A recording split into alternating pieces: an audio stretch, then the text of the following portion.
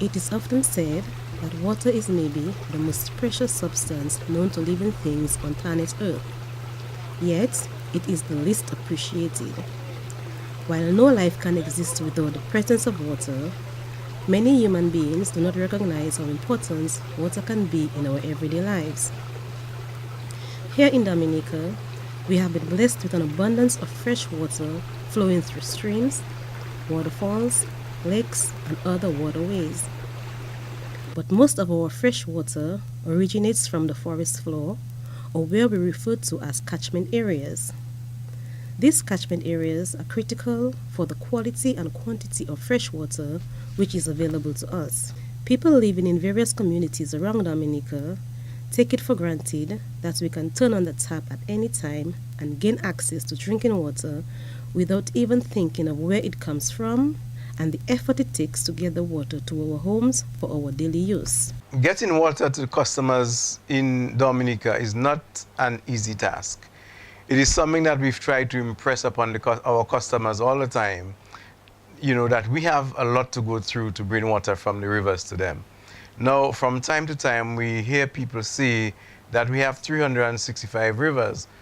In fact, in one community some time ago, the people in the community say, well, Mr. Etnoff, all we need is a river. Just give us one river in the community and we'll be okay. Now, I would have liked to do that for every community in Dominica, but it's not just as easy as that. Getting water from the springs to our homes is very involved. It involves a number of things. We first have to get our engineers or operations people to determine where on the river or on the stream, what elevation, what protected area is best suitable for bringing that water down. Because clearly we are not going to take water as a responsible utility company. We are not going to take water from, say, the Roseau River Bridge. Let's take a journey to find out exactly how water travels from the catchment areas deep inside the rainforest to get to our homes so we can enjoy clean and clear drinking water no matter the time of day or night. Many countries around the world do not enjoy the privilege of having safe drinking water. The United Nations reports that over 2 billion people around the world do not have access to safe drinking water. But in the Nature Island, we have more than enough safe drinking water for all Dominicans and our visitors to enjoy. As a matter of fact, Dominica's fresh water resource is among the highest quality in the Caribbean. But we must all play our part in ensuring that the quality and quantity of our water remains available for future generations. We want to bring a quality of water to people that is acceptable, that satisfies not just the World Health Organization standards, but even exceed those standards, because we are known in Dominica for having a good quality raw water. And so we go where there's no agriculture, where deforestation is at a minimum on nil, if possible. And now we are even seeking areas where the rock formation is of such an age that there is less possibility of turbidity as we see happening right now. So we go higher and higher into virgin forests, into hard rock formation, where we can really get good quality water to bring to our people. So with minimal treatment, and I say minimal treatment, we can bring that water to people's homes on a reliable basis, and a quality that exceeds the World Health Organization standards. And we at DOWASCO, we are proud of that, because we have been consistently providing that quality of water, barring the interruptions from adverse weather conditions and storms such as Tropical Storm Erica, and with climate change, impact the sort of effect that we are seeing now, which we are strategizing to overcome anyway, because we recognize that water is important to our people, water is life, and we'll take every step, every measure to ensure that what we deliver to the people is of top quality. And in addition to that, we'll try to communicate and to interact with our people on a regular basis to determine whatever is going wrong and to fix it. We have started a series of meetings, and we're going to continue to do that. In Dominica, DOWASCO is mandated to supply potable water to the entire population. DOWASCO uses surface water to supply the country, so that is why our rivers and lakes are so important to the process of supplying water. Water is extracted from some of our main rivers around the island through intakes built especially for that purpose, and it is then channeled to reservoirs like the Earth tank, where it undergoes a process of treatment before it is distributed. Most of Dominica's drinking water comes from protected catchments.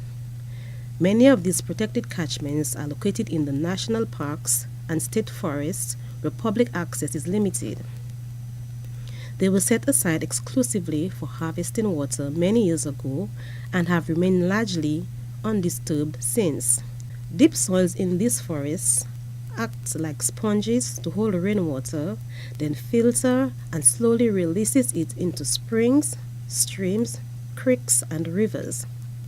These in turn feed the reservoirs that store our drinking water.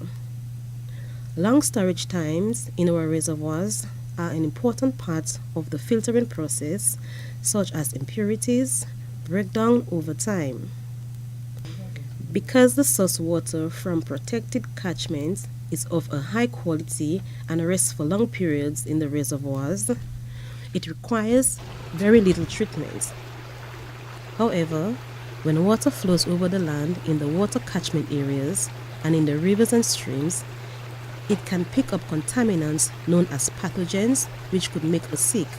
Human activities such as farming and recreation in water catchment areas can cause some level of contamination. Besides human activity, there are many other items such as pesticides, fuel, oil, septic tanks, fertilizers, and animal waste which can contaminate catchment areas. In an effort to prevent such contaminations, water catchment areas are protected by law, and activities in these areas must be restricted to ensure that raw water quality remains free from major pollutants. Dominica has some of the highest quality drinking water in the world, which we test regularly to ensure it meets strict water quality requirements. We look at the health-related aspects of water quality as well as other factors like color, taste, and smell. All the water we supply, regardless of its source, must meet strict water quality requirements. At DOWASCO, our treatment process includes sedimentation and chlorination mainly. And that is because of the quality of the water that we have, the raw water, that it doesn't need much more than the processes that we use presently. WHO, World Health Organization standards for turbidity is 5 NTUs maximum. And usually our water quality is much better than 5 without any treatment. So that is why we don't really need anything more than what we do presently. And most of our rivers, the water quality is the same. To make sure our water meets the requirements, we use our own independently certified system for managing quality. These include ISO 9001 and the HACCP, which is Hazard Analysis and Critical Control Point System, both used in organizations worldwide, including food and pharmaceutical industries. DOWASCO works closely with the Environmental Health Department to ensure that the water we consume is fit for drinking and meets World Health Organization standards. Random testing of the water supplied to various communities around the island is conducted by both DOWASCO and the Environmental Health Department every week. The tests will look for issues related to water treatment in regards to the level of bacteria contained in the water, temperature, pH levels, conductivity, and turbidity. The process of treating water involves the removal of contaminants from the water by various means. All of the water supplied by DOWASCO is disinfected using chlorine. This method is used all over the world to protect our health and prevent diseases. It is important that sufficient disinfection levels are maintained in our drinking water at all times, and this is tested throughout the journey from catchment to consumption. DOWASCO in the last few years installed the antrim water treatment plants to help remove contaminants from the water and to ensure that the water which arrives to your home is clean and safe to drink. At Antrim, we have our treatment plant, which includes sedimentation, a sedimentation tank, and chlorination. We use gas cylinders, gas chlorination at Antrim.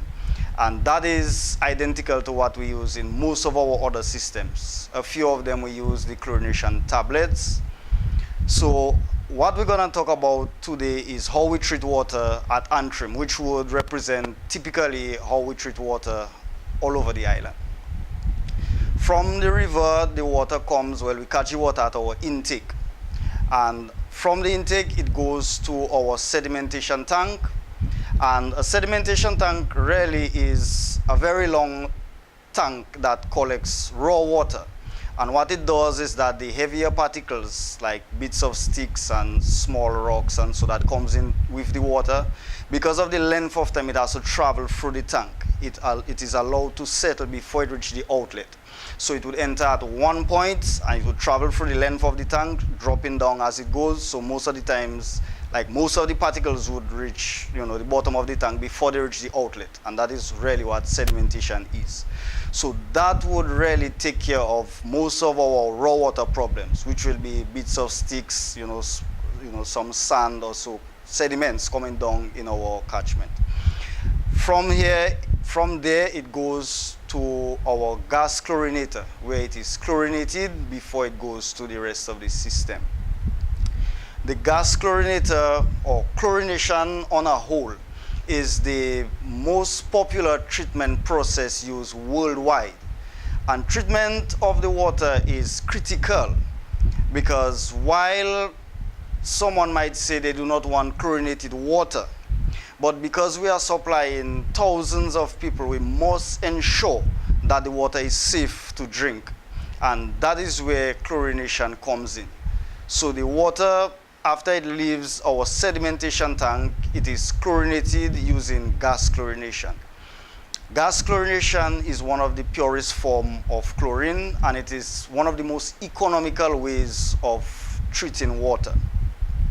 So from gas chlorination, then it goes down to distribution to our different storage tanks. So typically, that is what happens in any of our water systems.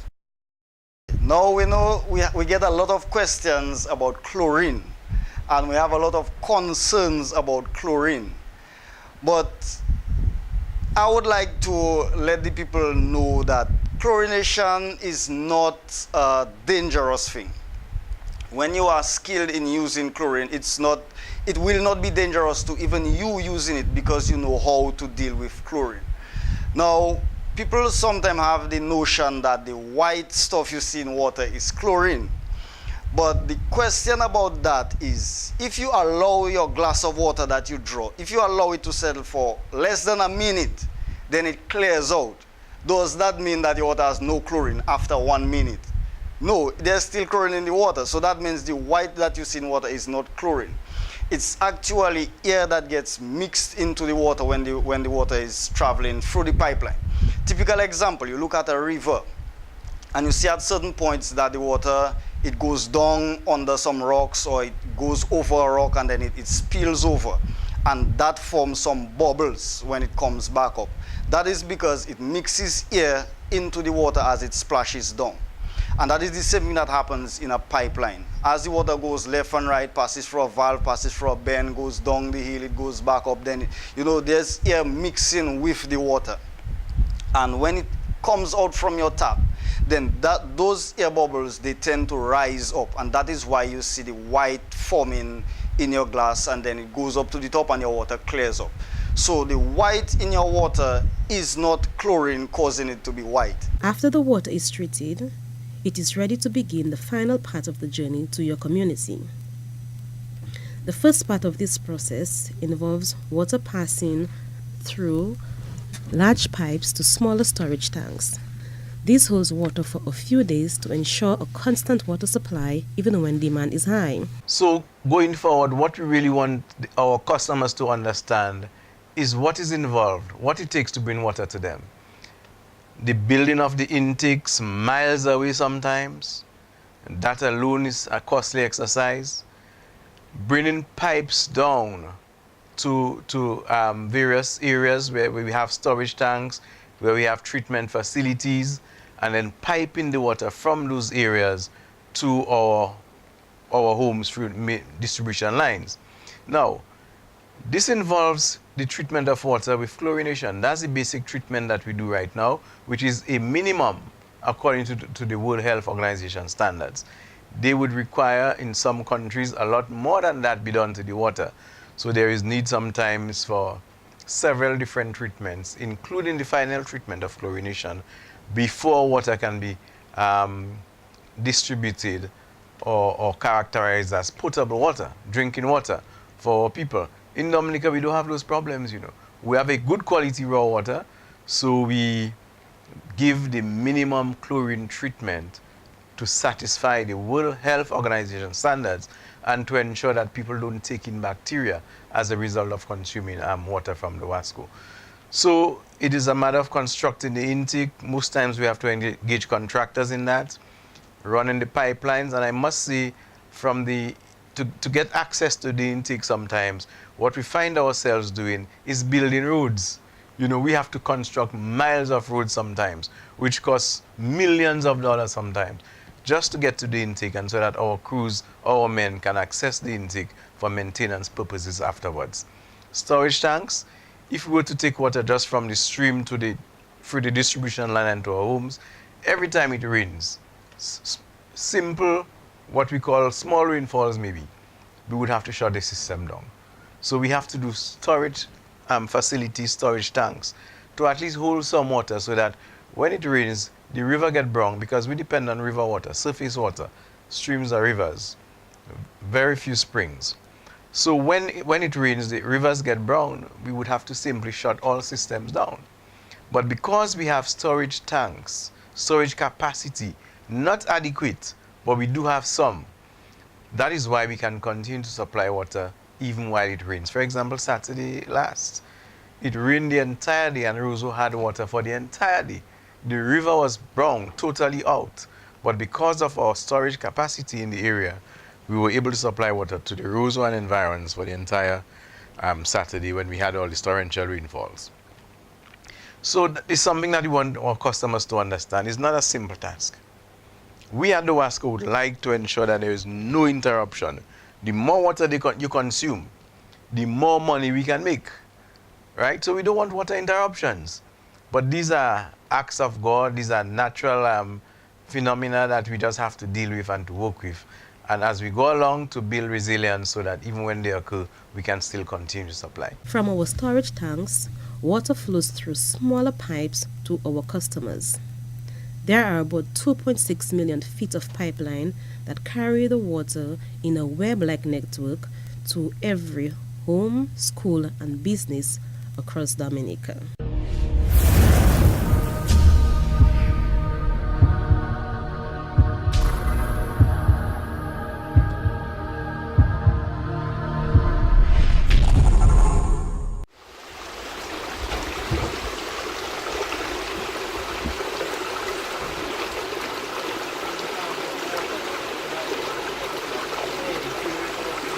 Yes, over.